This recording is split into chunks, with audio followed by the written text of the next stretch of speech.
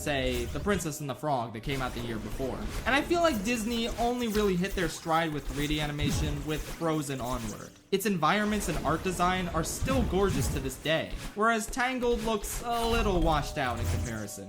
I don't know, this is basically the only Disney princess film that isn't really a looker animation-wise, outside of some beautiful sequences like I See the Light. Plus, I feel like this problem is more prominent because of how used to the art style of Tangled the series I got. I think that art style is just inherently nicer looking, even though it wasn't even meant for a theatrical movie. But none of this really matters all that much. Tangled is still great and well worth your time.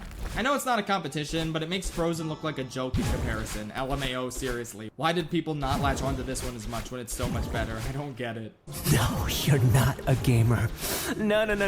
You are not a gamer! It's honestly really cool how good Wreck-It Ralph is. Like, we did it, gamers. Our favorite hobby and all these video game characters we grew up loving are now part of a really strong Disney movie that doesn't rely on these cameos and references as the main appeal, since it just so happens to have a clever story, awesome world, and endearing characters. It's nice that Bowser got to appear in one of the best Disney movies, and also probably one of the best Illumination movies? Thanks, Satan. I mean, that's not exactly a high bar to clear, so I would hope that it's at least a 7 out of 10, but I digress. I really love Wreck-It Ralph, and it's amazing just how timeless it still proves to be, even after 10 years. It's like Disney's version of Toy Story, developing such a cool hidden world for video game characters to exist in, and putting a lot of thought into how these video game concepts translate into an excellent story. Everything flows really well, and you get invested in the emotions of these characters, not just the spectacle of a bunch of video game characters coming together.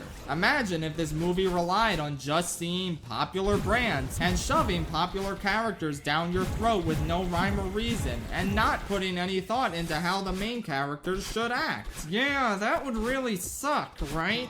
Good thing that never happened to the Wreck-It Ralph franchise. Anyway, yeah, great protagonists, strong emotion, the last good Disney villain who appears in the movie for longer than 10 minutes. It's a great time that continues to offer tons of replayability to this day. I hope they never make a sequel. Come to Wonderland, where never finds you. Out of all the old-ass Disney movies, the one that I consider to be the best by far is Alice in Wonderland. It brings the original story to life beautifully with unbridled creativity in the animation, and it's just a wonderfully fun and chaotic journey throughout.